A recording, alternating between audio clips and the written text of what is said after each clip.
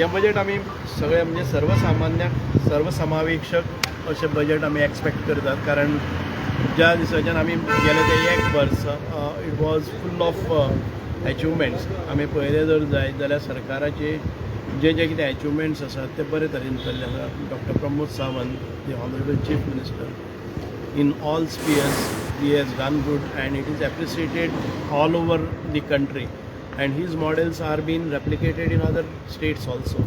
So it is good that he is a finance minister too, and he will present the budget with best of his abilities and to reach out to every person.